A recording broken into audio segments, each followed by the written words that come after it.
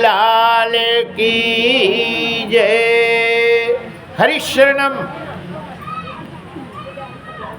आइए, हम आप लोगों को बता रहे थे कि दक्ष ने, नंदी ने, भृगु जी ने जब शिव भक्तों को श्राप दिया कि तुम भक्ष अभक्ष को पाओगे, न पाने वाली चीज को भी पाओगे, तब नंदी ने समस्त ब्राह्मणों को श्राप दे दिया। मैं सभी ब्राह्मणों को श्राप देता हूं कि ये नियम को त्याग देंगे, है ना। तो जितने ब्राह्मण हैं सब जने उतार के खूंटी में टांग दिए। ब्राह्मणों के गले में जनेऊ नहीं मिलेगा। एक गांव में, ब्राह्मणों के गांव में हम गए, बाला बेहट है इधर, 3-4 भागवत करे ब्राह्मणे ब्राह्मण, किन्हीं के जनेऊ नहीं गए, कोई जनेऊ नहीं, न माला नहीं, न कछु, न कंठी, न कछु, न कछु। और सनार्ध ब्राह्मण और वो कान कुंज फलाने, इतने बड़े बड़े ब्राह्मण, लेकिन कर्म बिल्कुल नहीं, है ना। जनेऊ नहीं, चोटी नहीं, शिखा नहीं, नाम मात्र के ब्राह्मण हैं। जय जय श्री सीताराम। और लड़ने के लिए नंबर 1, है ना। किसी की मीन मेख निकालवे को, किसी की बुराई देखवे को, है ना। हाँ, और खुद की नहीं देखते हैं, दूसरे की बुराई देखवे को खड़े हैं, लड़वे को खड़े हैं। जय जय श्री सीताराम।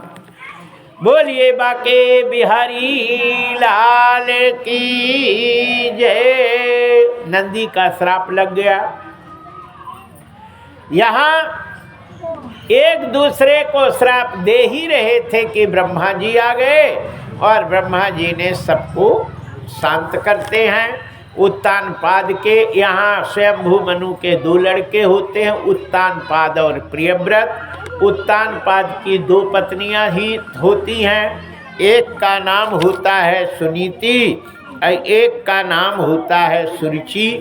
सुनीति का नाम है सुंदर नियम चलने वाली, और सुरुचि का नाम है सुंदर रुचि इच्छा करने वाली। उत्तानपाद जीव ही उत्तानपाद है। जब जीव पैदा होता है माँ के गर्भ से, तो उसका सिर नीचे रहता है और पैर ऊपर रहता है, इसलिए उसका नाम उत्तानपाद रखा गया। जीव की 2 प्रकार की बुद्धि होती है, एक तो नियम वाली, एक शौकसान वाली। तो जो नियम करती है वो 4 बजे उठ जाती है। वही स्त्री सुखमय जिंदगी जीती है जो 4 बजे बिस्तर को छोड़ देती है, 3:30 बजे 4 बजे नहा लेती है ना। ये समझो कि उसकी सब मनोकामना पूर्ण हो जाती है। और जो 8 बजे तक फुसुर्रा मारती, तो रोते रोते जिंदगी उनकी व्यतीत होती है। जय जय श्री सीताराम। युगपुरा की माताएं तो सब 4 बजे बेचारी उठ जाती। यहाँ पे प्रभात फेरी होती है, बहुत अच्छा प्रभात फेरी होती है, और बहुत लोग प्रभात फेरी में जाते। अपने उत्तर प्रदेश में सतरमास एक गांव है, वहाँ हमने भागवत करी। तो प्रभात फेरी में पति देव जाते थे, मेन थे प्रभात फेरी में। सो जैसे पहुँचे सो पत्नी भी साथ में चली गई, पीछे से पहुँच गई। हो गया प्रभात फेरी, पीछे पीछे वो भी चली। जब लौट के आई तो पति लाल हो गया, मधु के पीछे घुसती है, मधु के पीछे बढ़िया ही है। हाँ, प्रभात फेरी में जाती है, मधु के पीछे जाती है। बहुत सुनाया, सुनती रही। दूसरे दिन उसने अपनी माताओं की मीटिंग करी। बोले हम भी प्रभात फेरी फेरे, क्या हाल जाए? बोले चलो। सो महिलाएं वो झांझ लेके और प्रभात फेरी राधा मंदिर से, राधा कृष्ण मंदिर से माताओं की निकलती और पुरुषों की बजरंगबली से निकलती। हमने कहा अच्छी बात है। तो श्री कृष्ण गोविंद हरे मुरारी, हे नाथ नारायण वासुदेवा, हमें दे दो। श्री कृष्ण गोविंद हरे मुरारी, हे नाथ नारायण वासुदेवा, ये माताएं कहती हैं। और जो पुरुष लोग हैं वो हरे राम राम राम हरे हरे, हरे कृष्ण कृष्ण कृष्ण हरे हरे, इसको कहते हैं। हमें बहुत अच्छा लगा, है ना? ये प्रभात फेरी क्यों फेरी जाती है? आप लोग नहीं जानते होंगे तो हम बताते। लक्ष्मण जी ने जब सीता को अकेले छोड़ के राम के पास गए तो उन्होंने लक्ष्मण रेखा खींच दी थी। भाभी, ये हमने रेखा खींच दी है, इससे बाहर तुम नहीं जाना, है ना? इसके अंदर कोई आ नहीं सकता। तो जब खींची थी तो राम राम कह के सीताराम कह के खींच दी थी। तो रावण इतना तेजस्वी था, उस रेखा को पार नहीं कर पाया। बाद में सीता को बाहर बुलाया था। तो ये प्रभात फेरी जब फिर जाती है तो उस घर में लक्ष्मण रेखा 24 घंटा की हो जाती है। उस घर, उस गांव के अंदर कोई भी रोग व्याधा, कोई भी ऐसा उपद्रव नहीं होता है ना?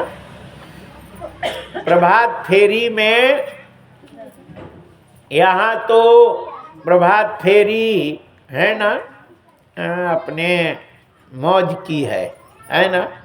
भजन भी चलते हैं, कीर्तन भी चलते हैं, हरे राम भी चलते हैं, श्री राम जय जय राम भी चलते हैं, रामायण भी चलती है, चौपाई भी चलती है, भजन संध्या भी होती हैं, भजन प्रभात भी होता है, सब चलता है ना? गड्डम बड्डम अच्छा है। लेकिन जो प्रभात फेरी में एक ही मंत्र का जाप किया जाता है, धन लय चाहे जो भी हो, उस प्रभात फेरी का अलग महत्व है ना? तो सतर मास में जो प्रभात फेरी फिरती है, केवल एक ही मंत्र चलता है।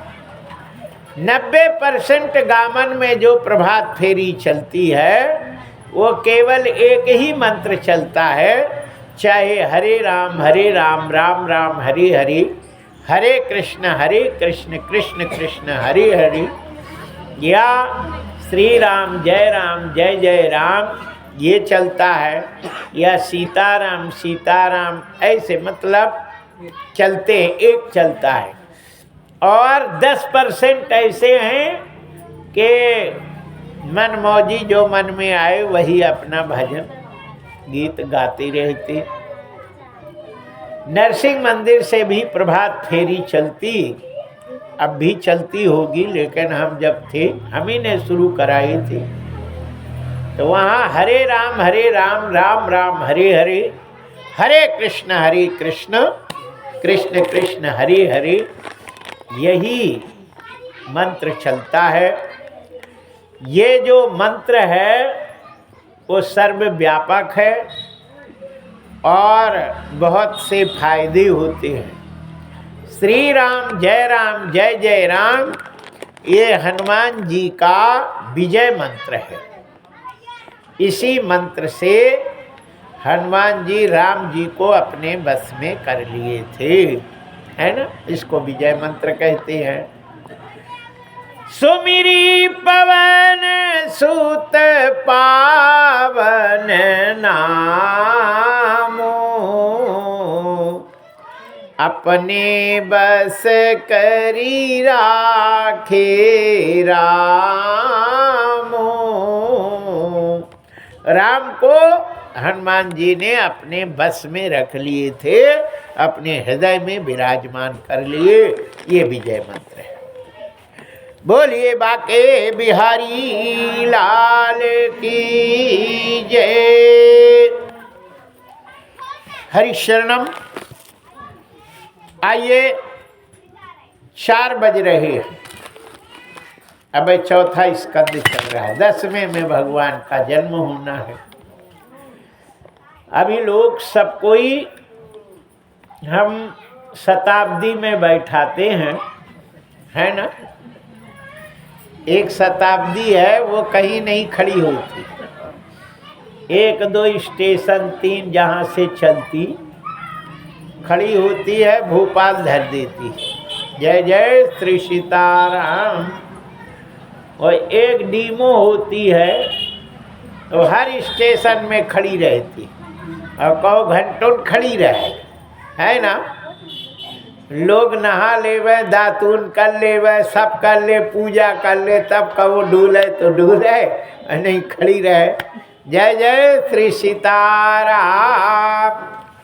तो अब हम आप लोगों को फास्ट शताब्दी में बैठाते हैं और सीधे 1 घंटे में भगवान का, है ना, प्राकट्य और फिर कृष्ण का प्राकट्य की कथा बताएंगे।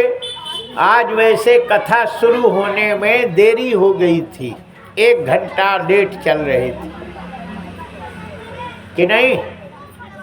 कृष्ण का जन्मोत्सव है, झूला उला बांधने में थोड़ा टाइम लग गया, लेकिन कोई बात नहीं है। बोलिए बाके बिहारी लाल की जय। भगवान राम के जन्मोत्सव के कथा में हम चलते हैं, इसलिए एक भजन हम सब लोग गाएंगे और ढोलक बेचारी से बजाते नहीं बनता, और जब ये लोग गाती हैं तो बिना ढोलक के गाते नहीं बनता, है ना। दूसरा कोई गावे तो उसके बजाते नहीं बनता। बोलिए बाके बिहारी लाल की जय। सीताराम जी की प्यारी रजधानी लागे, रजधानी लागे। मोए मीठो मीठो सरयू जी को पानी लागे। सीताराम जी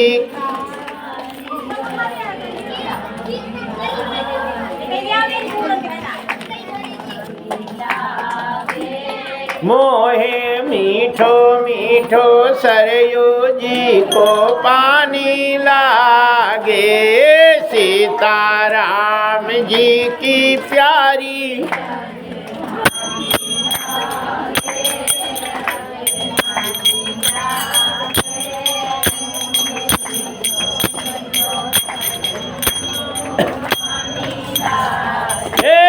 सीताराम जी की प्यारी रजधानी लागे, रजधानी लागे। मोए मीठो मीठो सरयू जी को पानी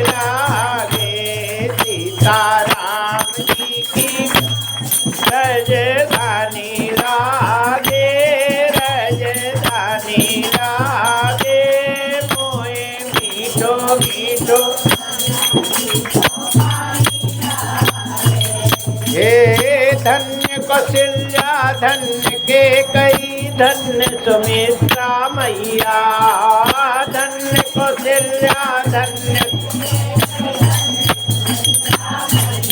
ओ धन्य सुमित्रा मैया धन्य सुमित्रा और धन्य भूप दशरथ जी को आगन धन्य भूप दशरथ जी को आगन खेले चारों भैया मीठी सोतरी रसीली प्रभु की बानी प्रभु की बानी लागे मोए मीठो मीठो सरयू जी को पानी हे सीताराम जी की प्यारी रजत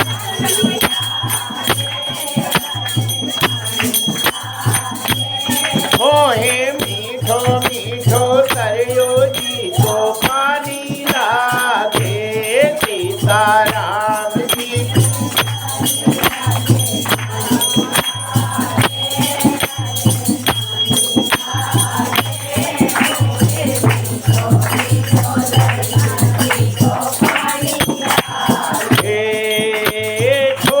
छावनी रंग महल हनुमान गढ़ी अति सुंदर हो छोटी छावनी रंग महल हो हनुमान गढ़ी अति सुंदर हाँ हनुमान गढ़ी अति सुंदर हो हनुमान गढ़ी स्वयं जगत के मालिक बैठे स्वयं जगत के मालिक बैठे कनक भवन के अंदर सीताराम जी की सिया सुकुमारी लागे सुकुमारी लागे मोहे मीठो मीठो सरयू जी को पानी लागे सीताराम जी की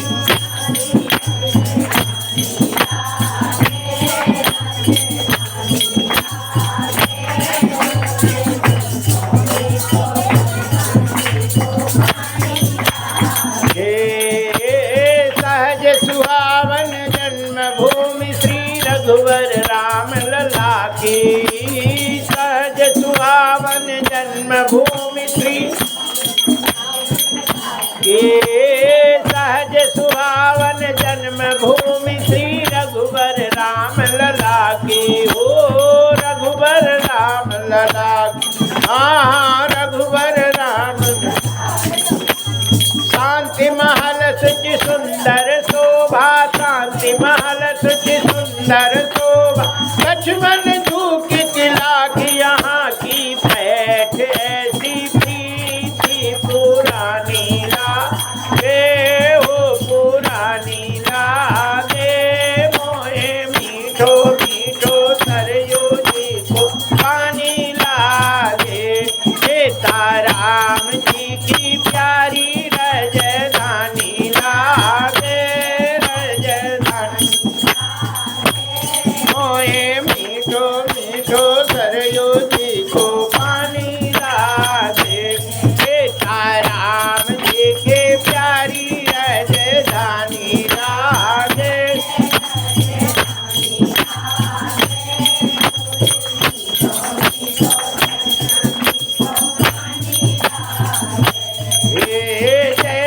राम दंडवत भैया मधुरी बानी बोले जय सिया राम दंडवत भैया हो मधुरी बानी बोले हाँ मधुरी हे करे कीर्तन संत मगन मन करे कीर्तन संत मगन मन गली गली में डोले सीताराम की धुन अति प्यारी लागे अति प्यारी लागे मोहे मीठो मीठो सरयू जी को पानी लागे सीताराम जी की प्यारी रजधानी लागे रजधानी लागे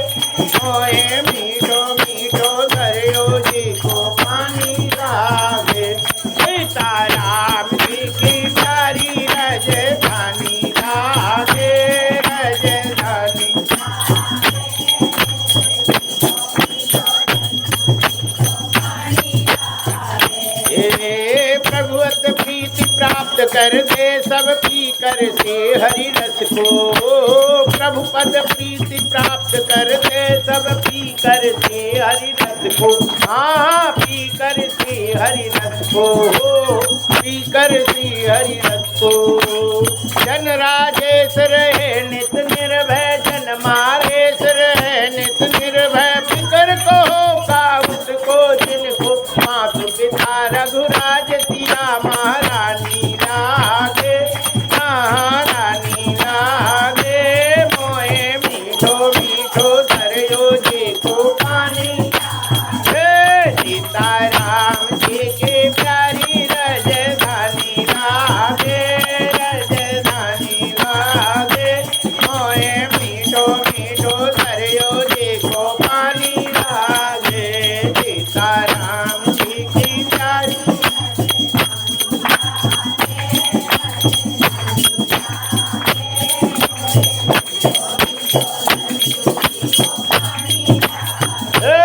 सीताराम जी की प्यारी राजधानी लागे, राजधानी लागे। मोहे मीठो मीठो सरयो जी को पानी लागे, मोहे मीठो मीठो सरयो जी को पानी, मोहे मीठो मीठो सरयो जी को पानी लागे। सीताराम जी की प्यारी राजधानी लागे, राजधानी लागे। मोहे मीठो मीठो सरयू जी को पानी लागे। बोलिए राजा रामचंद्र की, श्री राम भक्त हनुमंत लाला की जय। हरि शरणम। आइए, स्वयंभू मनु शत्रुपा के दूसरे लड़के प्रियव्रत रहते हैं, होते हैं। वो विवाह नहीं करते थे और कहते थे कि स्त्री नरक का दरवाजा है, इसलिए नरक के दरवाजे में हम जाएंगे। बाप को कह दिया कि तुम्हें शादी कराने की इच्छा है तो एक शादी और करा लो, लेकिन मैं नहीं करूँगा। दो टूक जवाब दे दिया। बाप ने कुछ नहीं कहा। फिर जा करके ब्रह्मा जी से कहते हैं अपने नाती को तो समझाओ, वो तो उल्टा बोलता है। ब्रह्मा जी आते हैं। ब्रह्मा जी की बड़ी सफ़ेद दाढ़ी थी, लंबी लंबी ऐसे, और जैसे आए और बाबा नाती को तो बहुत ही चाहता है ना। नाती ब्याज होता है, मूलधन से ज़्यादा प्रेम ब्याज में होता है ना। नाती में ज़्यादा होता है, इसलिए ज़्यादातर नाती बिगड़ जाते है ना। ये दादी और दादा ऐसे अरे करी जाए रे मेरे लौलक लौलक लो, सो लौलक लौलक तो लोलक हो जाता है। जय जय श्री सीताराम, है ना। किसी की बात ही नहीं सुनता। जय जय श्री सीताराम। बोलिए बाके बिहारी लाल की जय। ब्रह्मा जी आ गए और ब्रह्मा जी जैसे आते हैं तो प्रियव्रत दौड़ के आए और लपट गए। और ब्रह्मा जी ने कहा अरे मेरा नाती आ गया, अरे अरे करेजा आ गया, अरे मेरा लाल आ गया, अरे अरे अरे अरे। बैठ गए, गोदी में बैठ गए। और ब्रह्मा की दाढ़ी ऐसे पकड़ के कहते हैं बाबा तुम नहीं रहते हमको बहुत बुरा लगा। ब्रह्मा ने कहा हम कहाँ रहे, तो शादी करता नहीं और हम कैसे रहे, रोटी को दे रहे। बोले बाबा शादी के बात नहीं करना, हम नरक के दरवाजे में नहीं जा रहे। ब्रह्मा ने कहा मूर्ख, किसने तुझे कहा स्त्री नरक का दरवाजा है। नरक का दरवाजा न कोई स्त्री होता और न कोई पुरुष होता। नरक का दरवाजा तो कर्म दुष्कर्म ही होता है। सुकर्म ही स्वर्ग का दरवाजा और दुष्कर्म ही नरक का दरवाजा होता है। न कोई स्त्री नरक का दरवाजा होता, न कोई पुरुष नरक का दरवाजा होता है। कोई ऐसा भगवान बता जो स्त्री के पास ना आया हो, स्त्री को ना देखा हो, है ना। चाहे हनुमान जी रहे हो, चाहे राम रहे हो, चाहे कृष्ण रहे हो, चाहे कोई भी रहा हो, सब माताओं की ही गोद में खेले हैं। भक्ति की गोद में भगवान खेलता है। इसलिए माताएं भक्ति स्वरूप होती हैं, माताएं ही शक्ति होती हैं, भक्ति होती हैं। और जिस घर में माताएं नहीं होती हैं उस घर में पितर नहीं जाते और कोई देवता उस घर में प्रवेश नहीं करता है, और उस घर में पितर लोग रक्त की आंसू रोते हैं, है ना। वहाँ कोई शांति नहीं रहती। इसलिए जिस घर में माताओं की यदि आंसू जमीन में गिर जाती है उस घर का बंटा ढार हो जाता है, बर्बाद हो जाता है ना। इसलिए माताएं कितनी समझदार होती हैं कि वो रोती तो हैं, है ना, लेकिन आंसू ऐसे अचरा में पोंछ लेती हैं कि गिरे नहीं जमीन में, नहीं ठटरी के बाद इनका बंटा ढार हो जाए। जय जय श्री सीताराम। बड़े और कोई कोई होती हैं तो फिर ऐसे छिया करते तेरी छठ। जय जय श्री सीताराम। फिर वो दीवाले में ऐसे पोंछती है। बोलिए बाके बिहारी लाल की जय। हरिशरणम। श्रीमद् भागवत महापुराण में लिखा है कि कभी भी स्त्रियों को मारना नहीं चाहिए, उन्हें परेशान नहीं करना चाहिए, है ना। और शासन को चाहिए, सास को चाहिए शासन करें, है ना, लेकिन ऐसे नहीं करें। हम कहते हैं कि जो माँ अपने बिटिया को जितना प्रेम करती है ना, उतने बहू से करे तो सब काम बन जाता है। लेकिन आज की समस्या बहुत गड़बड़ है ना। बिटिया को, बहू को सास बिटिया मान लेती है ना, मान ले तो मान लेती है, लेकिन खुद महतारी नहीं बनती। ये दुर्भाग्य है ना। जब सास माँ बन जाए, है ना, बहू को बिटिया मान ले तो कोई दिक्कत नहीं है, लेकिन खुद माँ नहीं बनती है। यही समस्या सबसे बड़ी रहती है। और कहते हैं कि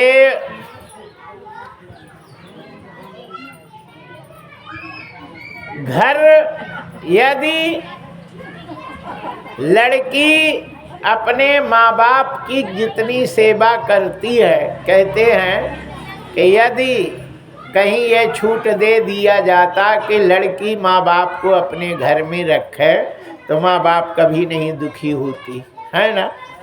लेकिन वही लड़की जब सास ससुर को अपना माँ बाप मान ली और वही सास ससुर अपनी, है ना, बहू को ही अपनी बिटिया मान लेवें और माँ बाप बन जाएं तो फिर उस घर में कोई क्लेश हो नहीं सकता है।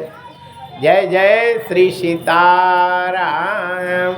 रामायण में लिखा है, अरे बहू लड़किनी पर घर आई,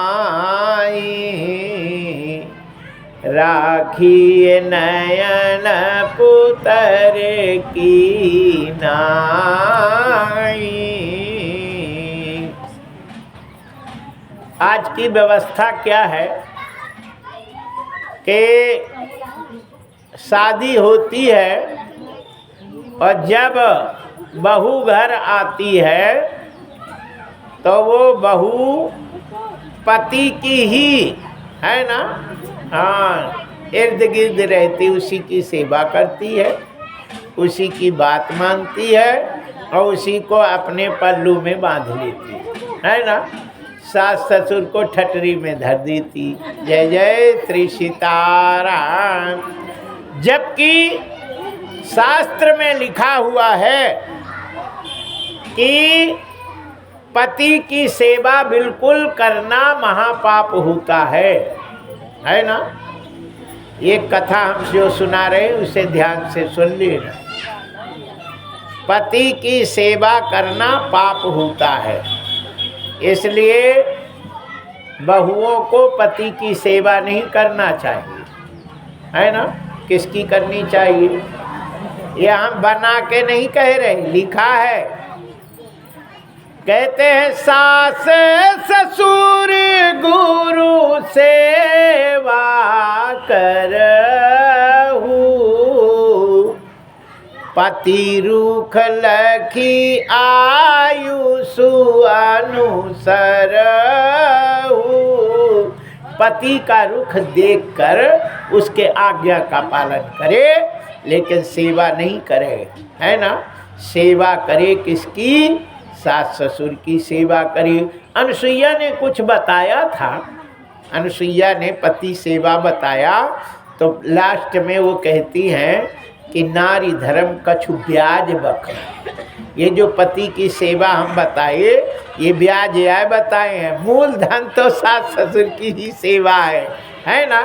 कहते हैं कि जब सास ससुर ना रहें, खत्म हो जाएं, तो फिर उन्हें सास ससुर के ही ये धरोहर पति हैं, फिर उनकी सेवा करनी चाहिए। लेकिन जब तक सास ससुर रहें तब तक उनकी सेवा ना करके सास ससुर की सेवा करना चाहिए।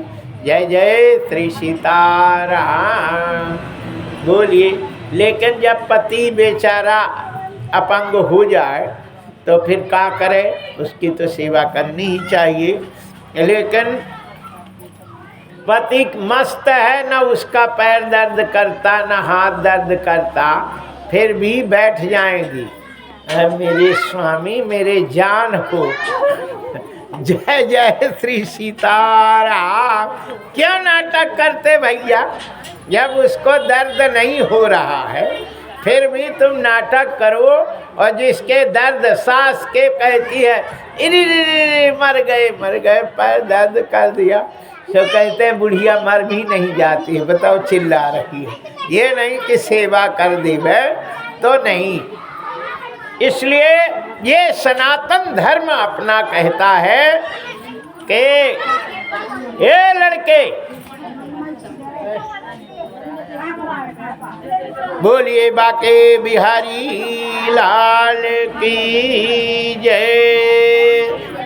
हरिशरणम। आइए, मैं फिर पैसेंजर में खड़ी हो गई, लाइन खराब है, काहे जुड़ रही है, इसलिए अब कोई बात नहीं, अब सीधे चलेगी। बोलिए बाके बिहारी लाल की जय। ब्रह्मा जी ने कहा कि स्त्री नरक का दरवाजा नहीं है, वो उसका देवता लोग उसी घर में रहते हैं जिस घर में स्त्रियां रहती हैं। बाद में प्रामलोचन नाम की अप्सरा से उन्होंने विवाह किया था, उनके अग्निग्नि हुए। अग्निग्नि ने भी एक अप्सरा से विवाह किया, जिनके नाभि हुए, नाभि ने भी अप्सरा से ही विवाह किया था। जिनके ऋषभ देव होते हैं, ऋषभ देव के इंद्र की लड़की जयंती से विवाह किया था, जिसके कारण उनके 100 पुत्र होते हैं। 100 पुत्रों में से 81 पुत्र तो बाबा हो जाते हैं, 9 योगीश्वर हो जाते हैं, और 9 लड़कों को 9 देशों का राजा बनाया गया।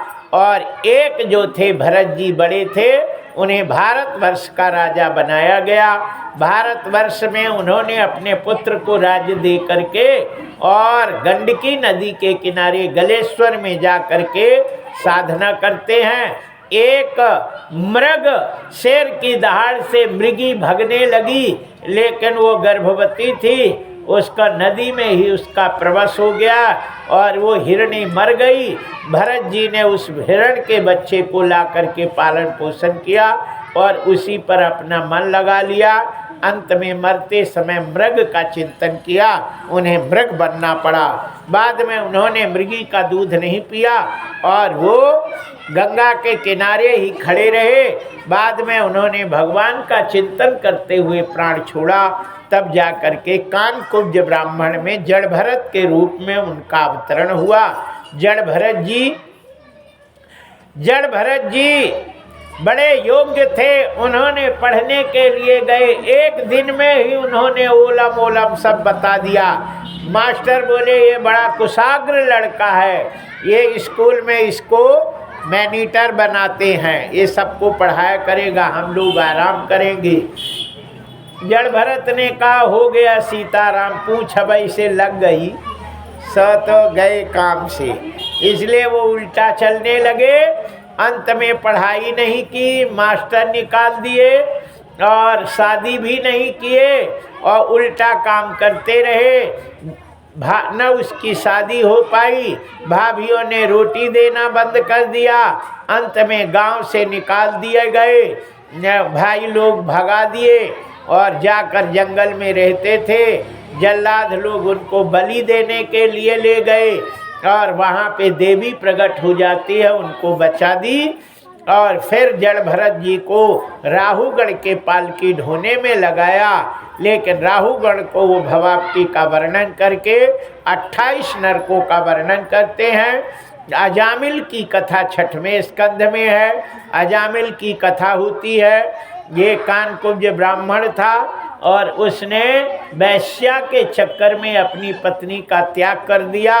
8-7 लड़के पैदा किए। 8वां में जो लड़का हुआ उसका नाम नारायण रखा गया। मरते समय अपने लड़के का नाम लेता है और वो सीधे विष्णु भगवान को धाम को जाता है। वृत्तासुर की कथा है। विश्वरूप की गर्दन काट दी गई, जिससे 4 ब्रह्म हत्या आती है इंद्र को लगने के लिए। तो ब्रह्मा ने उस ब्रह्म हत्या को 4 भागों में बांट दिया। 1 भाग पृथ्वी को, 1 भाग पेड़ों को, 1 भाग जल को, 1 भाग स्त्रियों को दिया गया, जो 3 दिन रज के रूप में दिखाई देती है। पृथ्वी की ब्रह्म हत्या ऊसर के रूप में और पेड़ों की ब्रह्म हत्या गाद के रूप में और पानी की ब्रह्म हत्या फेन के रूप में गदहली रहती है, तभी ब्रह्म हत्या लगती है। इस प्रकार कहते हैं कि वृत्तासुर यज्ञ के द्वारा त्वष्टा ने वृत्तासुर को प्रकट किया और वृत्तासुर को मारने के लिए दधीची ऋषि की हड्डी बनाई गई और उससे वृत्तासुर का वध होता है। पूर्व जन्म में चित्रकेतु नाम का राजा था। 1 करोड़ रानी थी, किसी के संतान नहीं थी। एक गुरु बाबा ने फल दिया, बड़ी रानी को दिए और उसके लड़का हुआ और हो गया। बाकी 1 करोड़ औरतें ने, सौतों ने उस लड़के को जहर दे दिया, लड़का मर गया।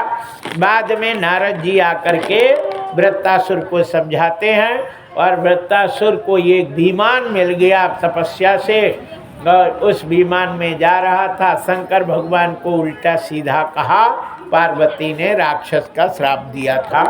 ये 6वें स्कंद की कथा हम आपको बताए। 7वें स्कंद में हिरण्यकश्यप अपने भाई हिरण्याक्ष का वध का बदला लेने के लिए उसने तपस्या किया। ब्रह्मा से न जल में न बाहर मरू, न भीतर मरू, न ऊपर मरू, न नीचे मरू, न कर से मरू, न बल से मरू, न किसी जानवर से मरू, न मनुष्य से मरू, न 12 महीना में कोई महीने में मरू।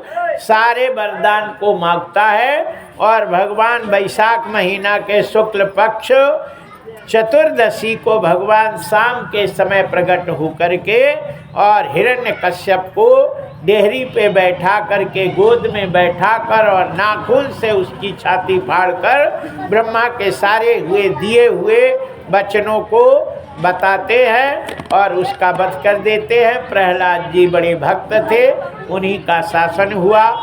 यहाँ कहते हैं कि 7वें स्कंध की कथा यहाँ विश्राम। 8वें स्कंध में 14 मनवंतरों की कथा है। 6वें मनवंतर में गज और ग्राह रहता था। गजराज त्रिकूट पर्वत के नीचे एक ऋतुमान उद्यान के नीचे एक सरोवर था। उस सरोवर में गजराज अपने हजारों पत्नियों के साथ, लाखों पुत्रों के साथ उस सरोवर में स्नान कर रहा था। सूंड में पानी भर के अपने हथनियों को नहवा रहा था। हथनियाँ सब अपने सूंड में पानी लेके अपने पति के सिर पे से डाल करके उनका अभिषेक कर रही थी। उसी समय ग्राह गजराज का पैर पकड़ लिया और गजराज चिल्लाया और कोई भी उसका सहायक नहीं बना। धीरे धीरे सब चले गए। सब पत्नियां चली जाती हैं और कहते हैं स्वामी जी अपना ख्याल रखना, अब यहाँ खाने को कुछ है नहीं, तुम मर रहे हो, अब हम क्यों मरे। गजराज ने एक कमल का फूल निकाल करके और भगवान को स्मरण करता है, हे गोविंद राखो शरण अब तो जीवन हारा, नीर पियन हेतु गयो सिंधु के किनारे, सिंधु बीच बसत ग्राह चरण धर पछारे, हे गोविंद राखो शरण अब तो जीवन हारा। भगवान प्रकट होते हैं, ग्राह को मार के गजराज को उबारा है। राम को अधारा सीता, राम को अधारा है। यहाँ कहते हैं कि जो गजेंद्र की कथा का स्मरण करता है उनको मरते समय कष्ट नहीं होता, प्राण ऐसे चले जाते है ना। बात करते करते, भजन गीत गाते गाते सीताराम सीताराम सीताराम, बस चली गई। माँ कहते ही मुँह बंद और प्राण निकल जाती। ऐसी मौत सबसे अच्छी मौत होती है ना। और खाट में सड़ सड़ के मरूं कि नहीं। बहुए कहा हे भगवान, भगवान इसको उठा भी नहीं लेते। हैरान ही तो हो गए कर कर के सेवा।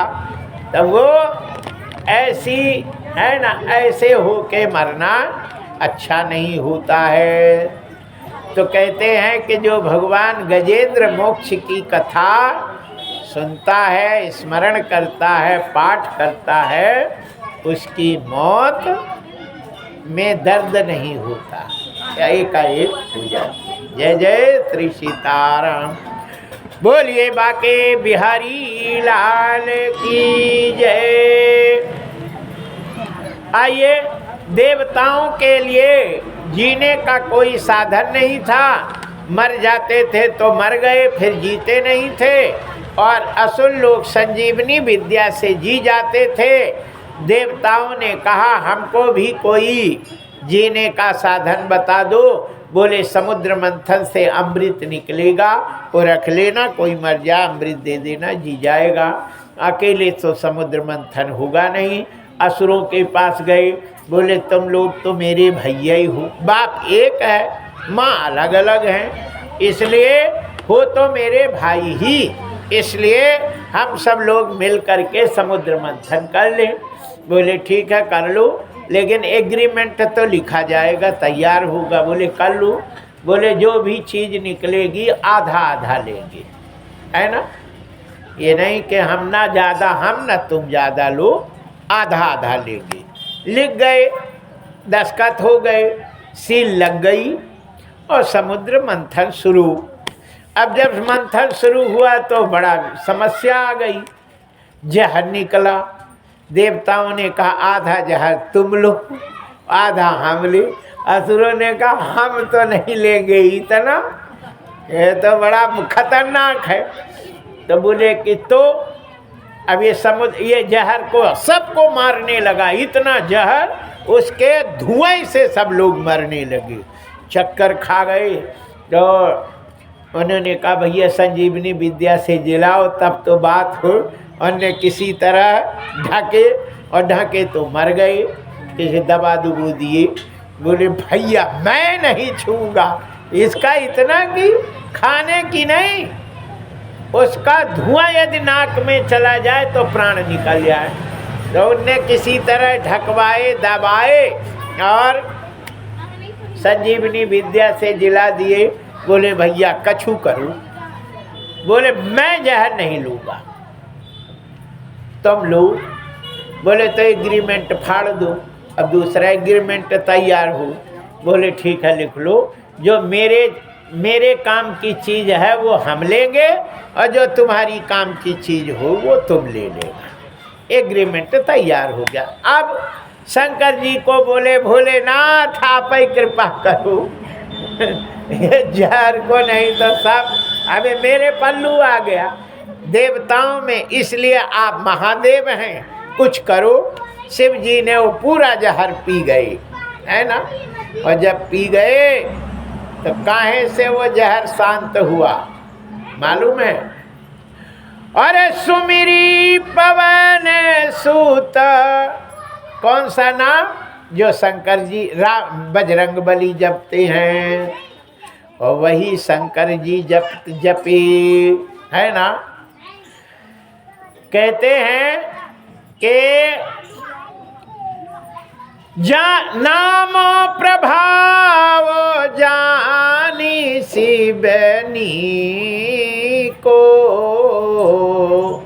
कालकूट फल दीन आमी को। यही राम नाम सुमिर कर शंकर जी जहर को अमृत बना दिया। नाम प्रभाव जान शिवनी को, अकालकूट फल दीन अमी को। वो कालकूट जहर नाम के प्रभाव से अमृत हो गया, है ना। पी लिए लेकिन मरी नहीं, है ना। गला जरूर काला पड़ गया नीला, लेकिन शिव जी मरी नहीं और वो जहर को पी गए राम राम के प्रभाव से, वो अमृत हो गया।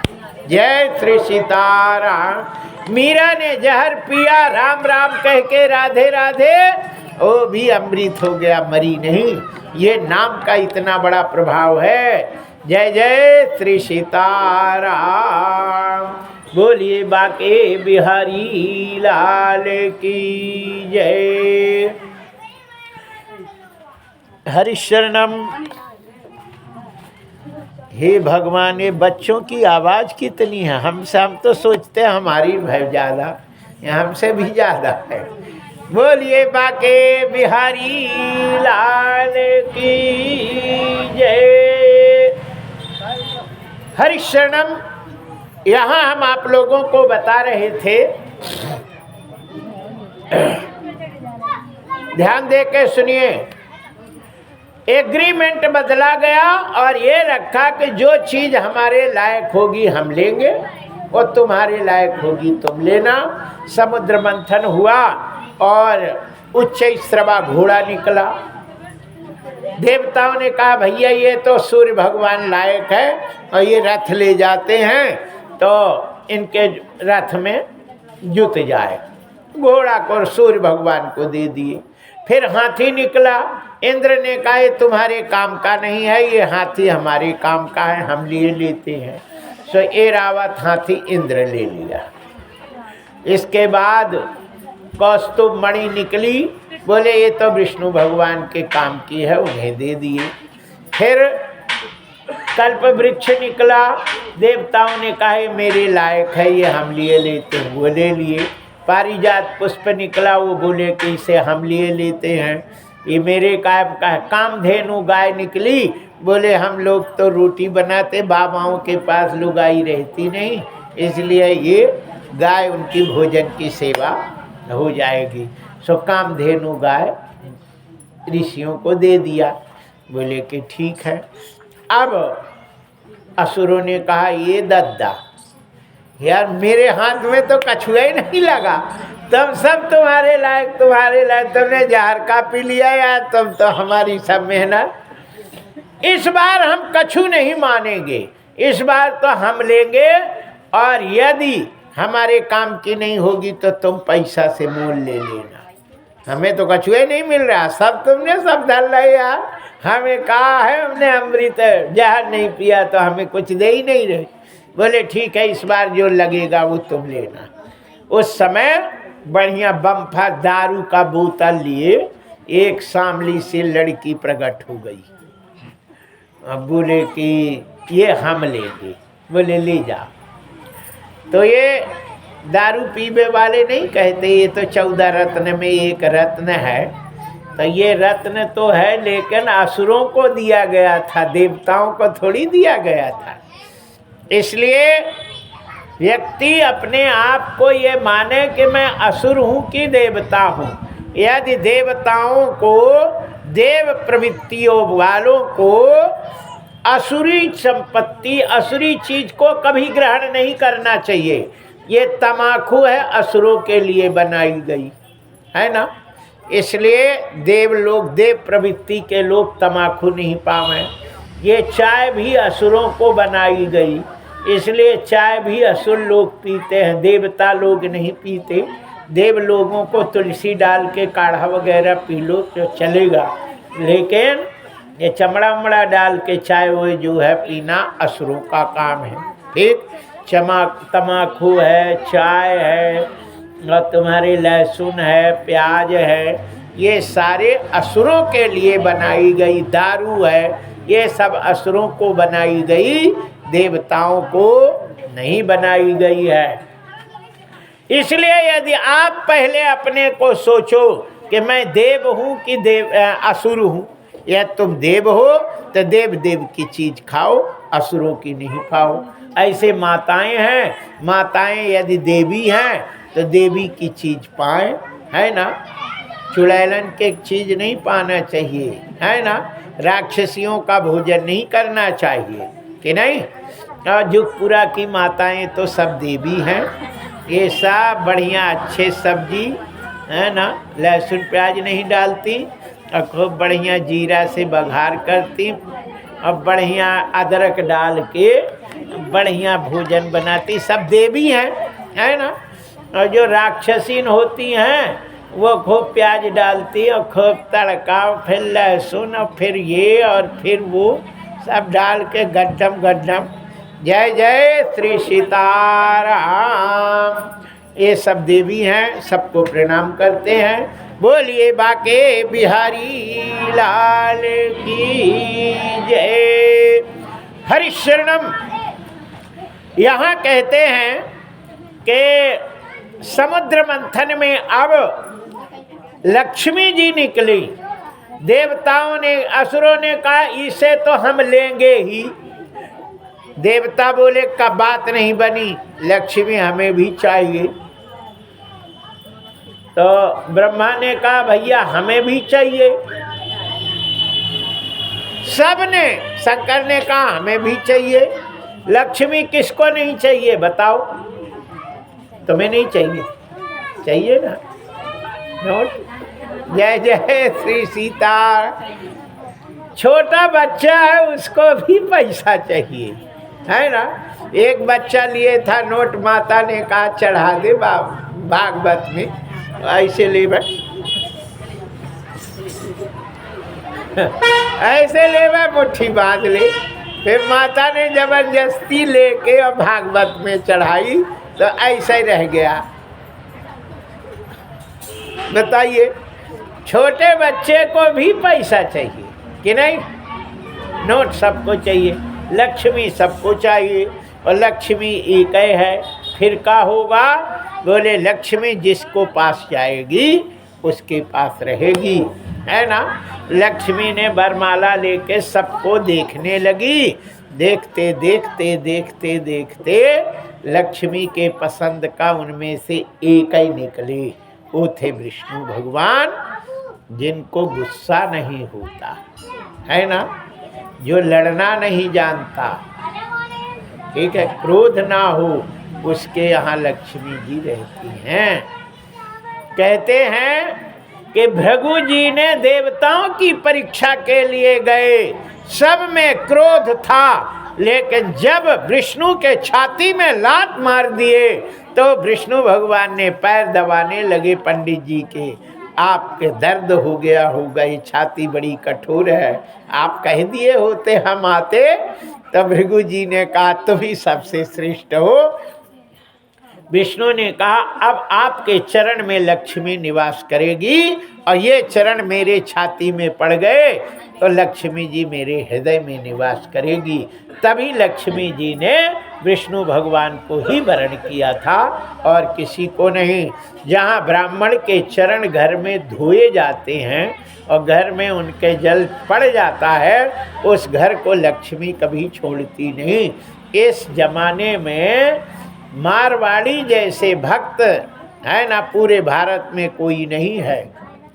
हमें नागपुर में थे तो हम आए यहाँ हिगना में रहते हनुमानगढ़ में, एक बार आए नागपुर तो एक 5-6 मंजिल मकान था और उससे नौकर आया, बोले सेठ जी बुला रहे हैं। हमने कहा कि चलो गए। बढ़िया तो ऐसा वो सोफा था कि हम बैठे तो इतना घुस गई, धच पूरा बिल्कुल मुलायम मलमली। उसमें फिर वो थाली लेके आए और सेठ सेठानी पैर धोए और फिर उसको पिए और घर में सब में छिड़के और खूब लस्सी उस्सी पिलाई और 1100 रुपया दक्षिणा और अच्छी कपड़ा दिए।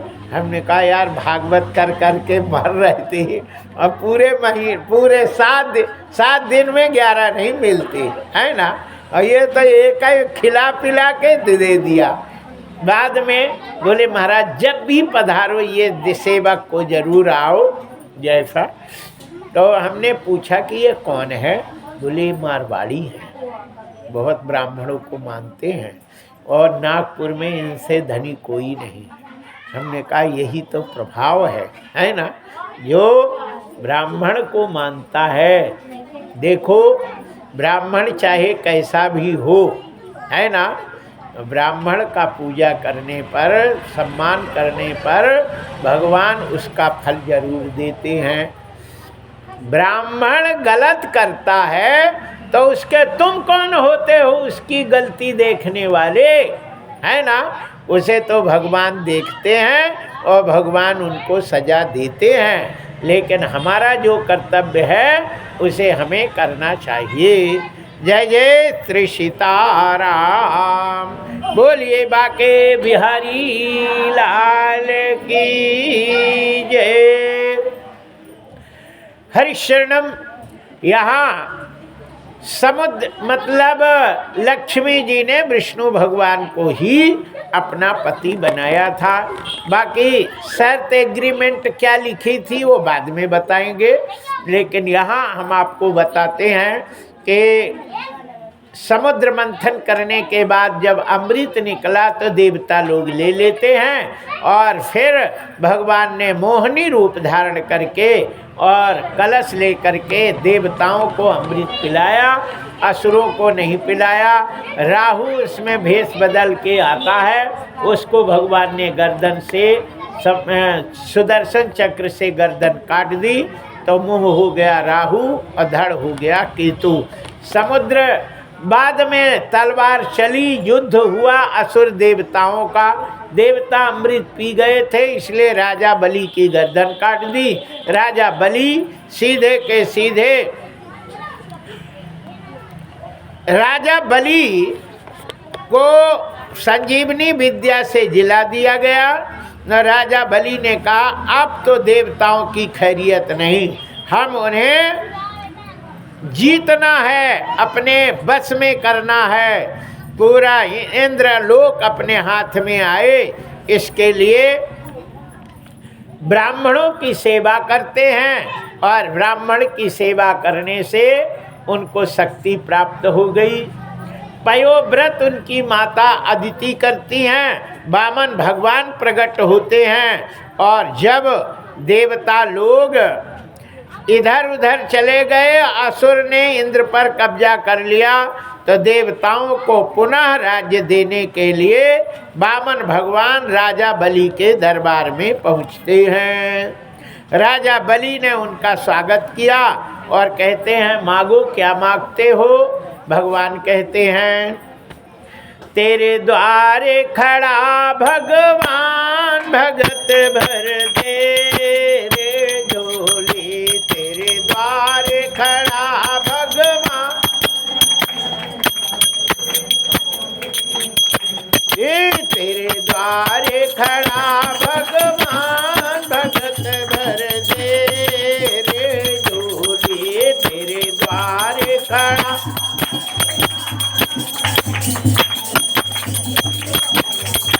ये तेरा होगा बड़ा एहसान भगत भर दे रे झोली तेरा होगा बड़ा एहसान भगत भर दे। ये डोल उठे सारी धरती देख रे डोला गगन है सारा डोल उठे सारी धरती हे डोला गगन है सारा डोल उठे सारी धरती देख रे डोला गगन है सारा। भीख मांगने आया तेरे घर भीख मांगने आया तेरे घर जगत का पालन हारा रे जगत का पालन हारा। आज तेरा मेहमान कर रे तू अपनी मान भगत भर दे रे झोली तेरे द्वार खड़ा भगवान भगत भर दे। ये आज लुटा तेने सर्वस अपना मान कहना मेरा लाज लुटा तेने सर्वस अपना मान कहना मेरा। मिट जाएगा पल में तेरा मिट जाएगा पल में तेरा जन्म जन्म का तेरा रे जन्म जन्म का। या तो छोड़ सकल अभिमान हमारे कर ले रे तू अपनी जान भगत भर दे रे झोली तेरे द्वार खड़ा भगवान भगत भर दे रे झोली तेरे द्वार खड़ा भगवान भगत भर दे रे झोली तेरे द्वारे खड़ा भगवान भगत भर दे रे झोली। बोलिए बाके बिहारी लाल की।